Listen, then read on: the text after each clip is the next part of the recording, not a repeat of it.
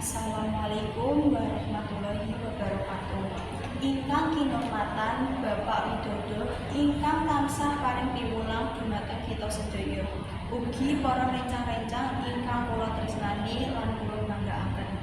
Sumangga kita sedaya ngaturaken puji syukur dhumateng ngarsanipun Allah Subhanahu wa taala ingkang Maha Welas Asih.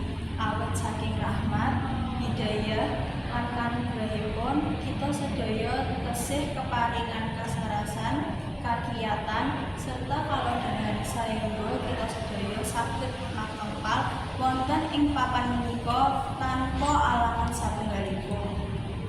Mugi-mugi kita sedaya tansah pikantuk berkah lan pengayoman saking Allah Subhanahu wa taala.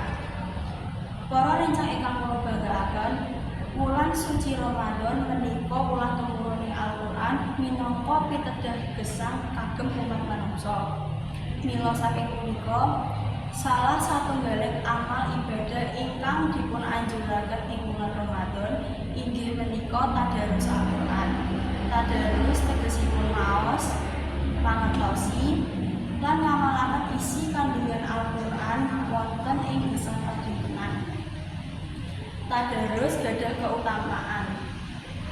Saben aksara ingkang kita waos saking Al-Qur'an badhe pikantuk ganjaran ingkang dipunlipataken. Menapa malih maosipun wonten ing wulan suci Ramadan. Sanesipun menika, maos Al-Qur'an saged maringi katenteraman ati, niyataken iman lan dadosi akhlak kita sedaya.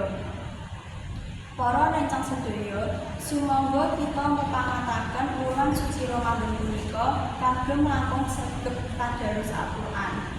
Wulan suci menika minangka wanci ingkang katah kaberkahan, ing pundi saben amal kebajikan badhe dipunlipataken ganjaranipun. Mila saking punika, sumangga kita sedaya ngatahaken maos rasa syukur dhumateng Allah Subhanahu wa taala.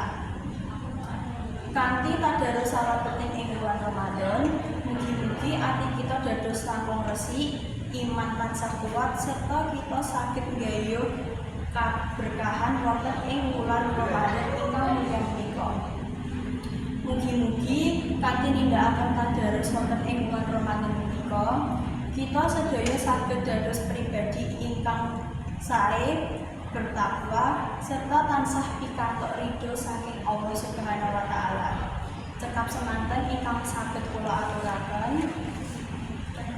Nyuwun pangapunten bilih wonten sedaya kelepatan. Wabillahi taufiq wal hidayah. Wassalamualaikum warahmatullahi wabarakatuh.